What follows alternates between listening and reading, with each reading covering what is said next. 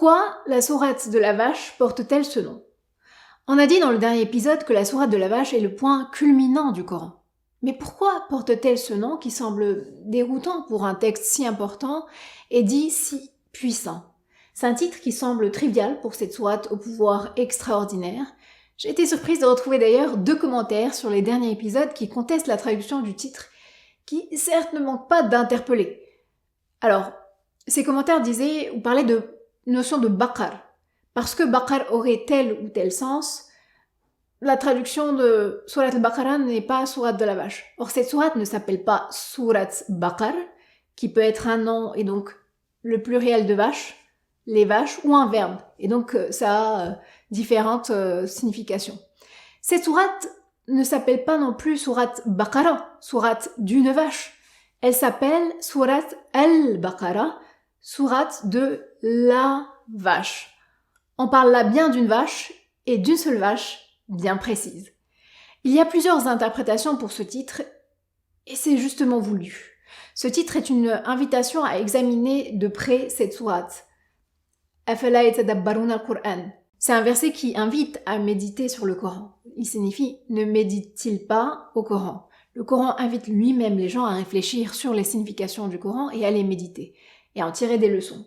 Cela souligne l'importance de comprendre et d'étudier le Coran en profondeur, pas seulement de le lire, et pas seulement de rejeter un mot parce qu'il nous plaît pas, avant de consulter l'avis des ulama et shouyour pour vérifier que notre conclusion, a priori, est valide. Je pense que ceux qui disent que la traduction n'est pas la bonne n'ont pas fait ça. En tout cas, c'est la traduction du titre de cette sourate qui est communément admise. La traduction du titre de cette sourate est bien sourate de la vache. Allez, génisse si vous avez envie de faire du zèle. Le titre est bien communément traduit par sourate de la vache. C'est la traduction la plus exacte d'ailleurs. Parmi les explications données pour la question « Pourquoi cette sourate porte le nom de la sourate de la vache ?», on donne une réponse superficielle notamment, parce qu'il y a l'histoire de la vache dans cette sourate. C'est vrai, mais pourquoi retenir dans le titre cette histoire qui ne fait l'objet que de quelques versets, sur les 286, alors que plusieurs histoires importantes y figurent également, notamment l'histoire de Salomon, alayhi salam, celle de David et Goliath, des histoires sur Adam et Ibrahim, alayhi salam.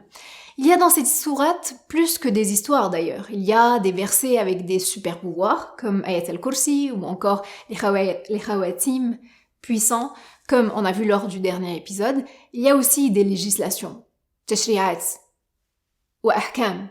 C'est une sourate qui aurait donc pu s'appeler la sourate des législations, ou constitution, en tout cas quelque chose de plus solennel. Et si Dieu a choisi un tel nom inattendu, c'est qu'il faut s'arrêter dessus.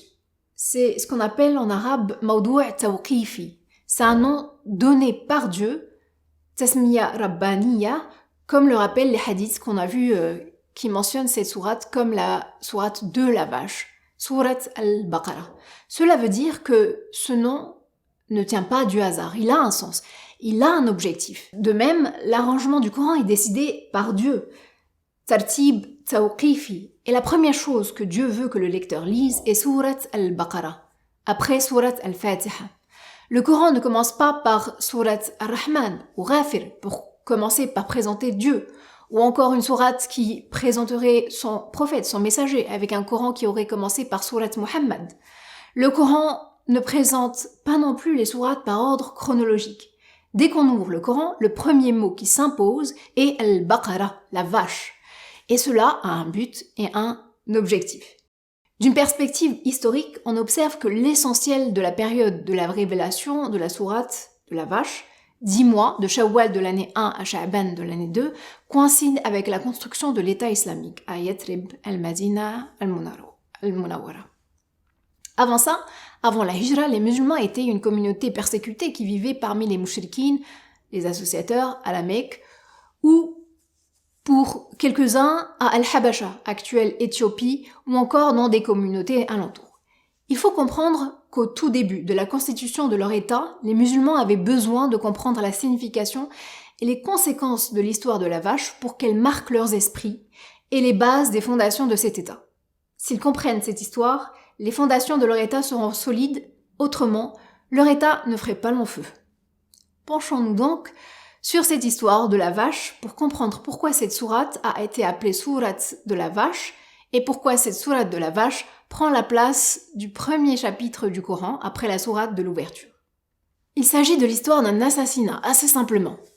On ne parvient pas à savoir qui est l'assassin et on en vient à consulter Moïse, alayhi salam. Dieu a inspiré à Moïse une solution. Tuer une vache et frapper le mort d'un de ses membres. Il ressuscitera pour prononcer le nom de l'assassin et mourra encore une fois. Au fait, avant de poursuivre, rappelons que les fils d'Israël, Bani Israël, ont été témoins de beaucoup de miracles. Ils ont eu beaucoup de prophètes, pourtant ils sont restés mécréants. Bani Israël, aussi arrêtons-nous sur ce terme, ce nom, fils d'Israël, ça veut dire fils de Jacob, puisque Jacob alayhi salam, qui a eu 12 fils qui formeront les 12 tribus juives, a pris ce nom d'Israël. Je cite un verset de la Genèse 32-29 qui explique pourquoi. Donc le verset, je sais pas si on dit verset pour la Bible, mais en tout cas, Genèse 32-29, Jacob ne sera plus désormais ton nom, mais bien Israël, car tu as lutté devant Dieu et avec des hommes et tu as triomphé. Israël signifie celui qui lutte et triomphe avec Dieu. Et toute l'histoire de Bani Israël, les fils d'Israël, contradictoirement, c'est un peuple qui résiste pour rester contradictoire aux lois de Dieu. Dans le cas de l'histoire de la vache, c'est précisément une histoire où les fils d'Israël n'ont pas voulu exécuter les directives de Dieu, ils n'ont pas aimé cette solution. C'était leur réponse. T'es sérieux? Tu te fous de notre gueule? C'est un peu ça. Hein. Sur ce ton-là, on va voir que c'est un ton effronté. Tuer une vache, frapper le corps du cadavre pour qu'il revive. C'est quoi cette histoire farfelue? C'est vraiment ça le ton. Au fond d'eux, en fait, ils n'ont pas voulu connaître le nom de l'assassin, pour une raison ou pour une autre. Ils préfèrent qu'on n'identifie pas l'assassin, alors ils tergiversent et d'une manière effrontée dans le but de ne pas exécuter.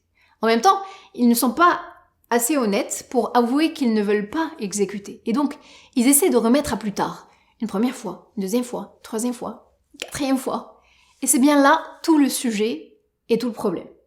Et là, j'ai envie de passer avec vous en revue ces versets. Vous allez voir, c'est intéressant de s'attarder dessus. Alors, le premier ordre de Dieu, c'est tuer une vache. Pas la vache, une vache, n'importe quelle vache. Je lis. وَإِذْ قَالَ مُوسَى لِقَوْمِهِ إِنَّ اللَّهَ يَأْمُرُكُمْ أَن تَذْبَحُوا بَقَرَةً. Une vache, n'importe laquelle. Leur réaction, قالوا أتتخذنا هزوا قال أعوذ بالله أن أكون من الجاهلين. C'est une blague. Tu te fous de notre gueule. Tuer une vache et frapper le mort avec un de ses membres, c'est une blague. Et donc là, deuxième retardement, toujours de manière effrontée. Da'ulana rabbaka. Tu sais quoi? Dis à ton Dieu de. Je lis le verset. قالوا دع لنا ربك يبين لنا ما هي قال إنه يقول إنها بقرة لا فارض ولا بكر عوان بين ذلك فافعلوا ما تؤمرون. Et donc là, il leur donne une indication.